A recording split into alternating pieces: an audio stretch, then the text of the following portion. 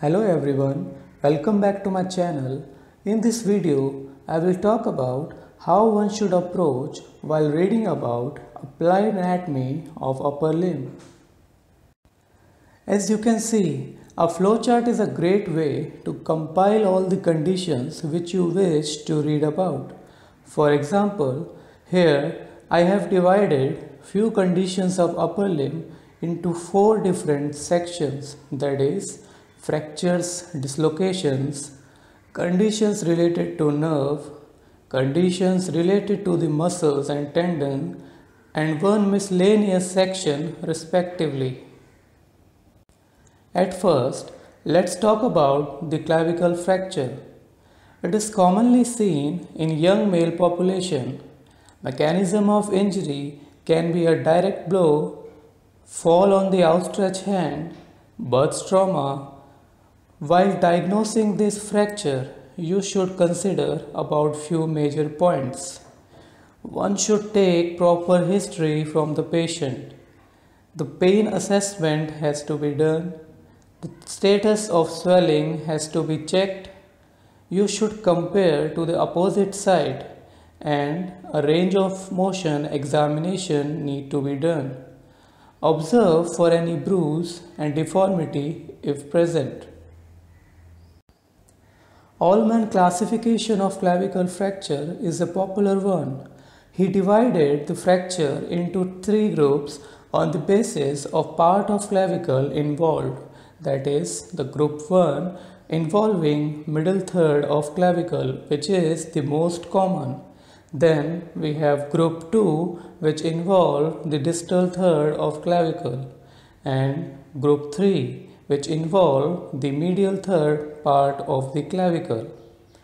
There are other classifications of clavicular fracture also given by Neer, Robinson and Craig, as you can see in the picture. X-ray findings of the clavicular fracture look somewhat like these. On the left side, you can see there is a fracture of middle third of clavicle, and on the right side there is a fracture of the lateral third of clavicle.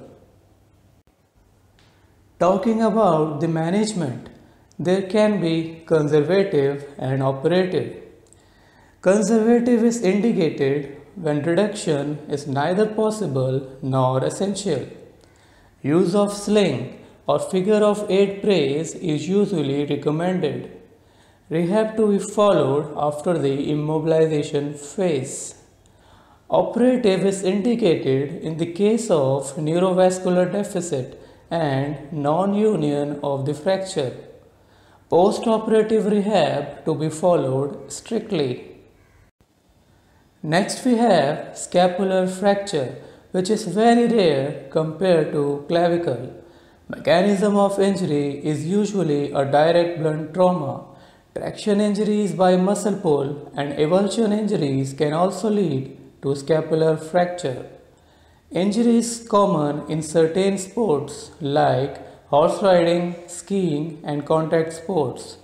When patient comes to you, his/her arm is held immobile.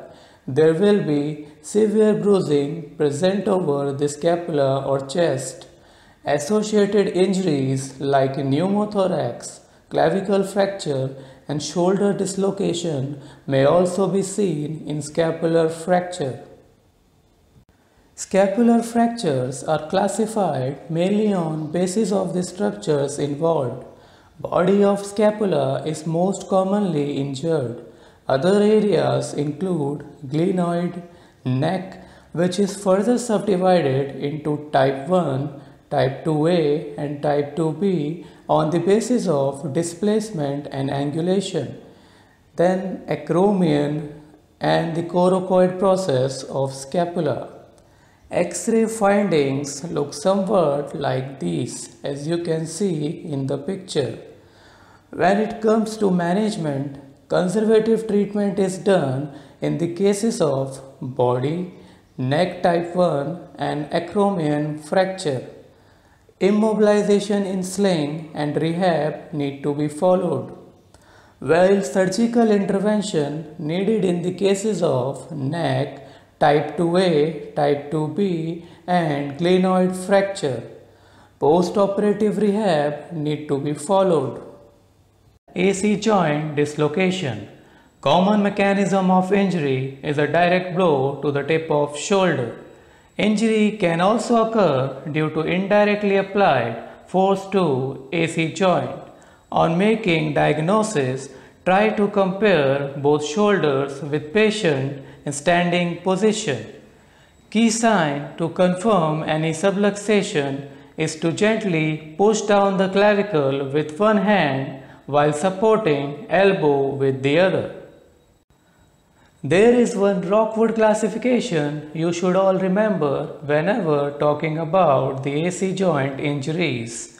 These are basically 6 types of injuries on the basis of direction of clavicle displacement, as you can see in this table.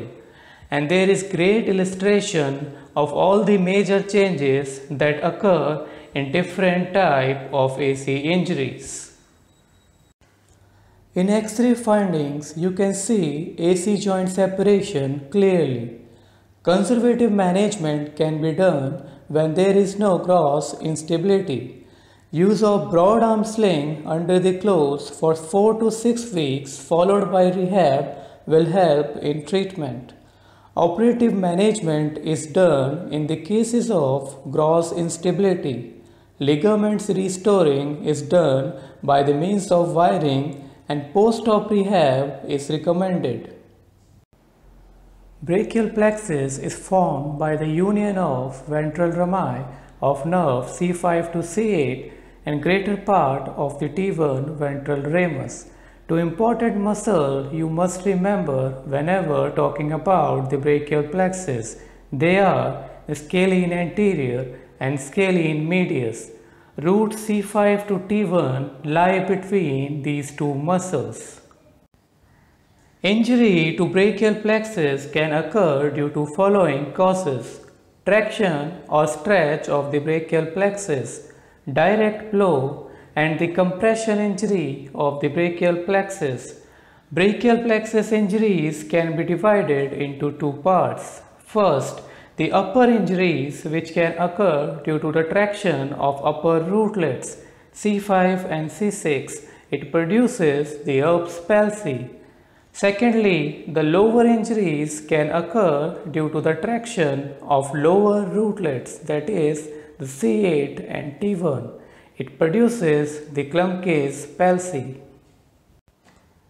In Erb's palsy, there is a typical waiter's tip posture due to the loss of innervation to abductors, flexors and medial rotators of the shoulder. Flexion and supination of elbow is also lost. There is sensation loss to the lateral aspect of upper extremity.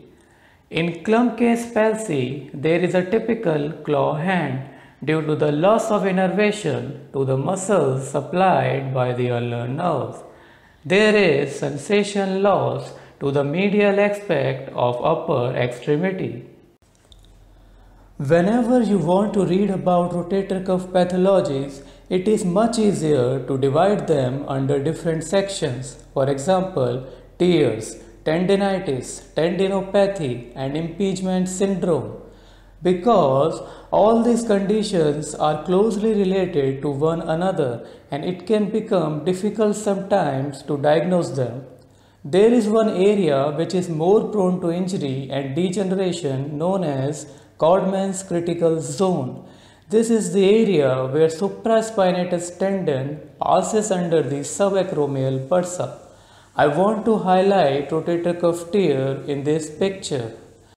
For example, if tendinitis is not cured properly, it will lead to tendinopathy, and prolonged tendinopathy and unhealed tendinitis could further result in the tear of rotator cuff.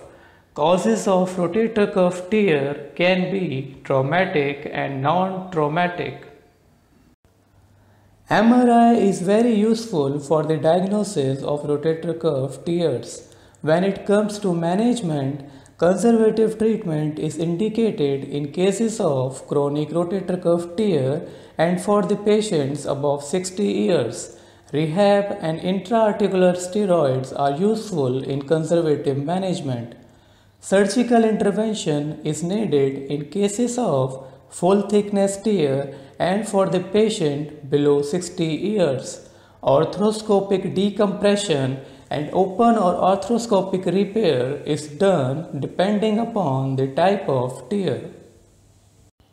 Lastly, auscultatory triangle is present in the back, which is surrounded by the latissimus dorsi, traps, and the medial border of scapula.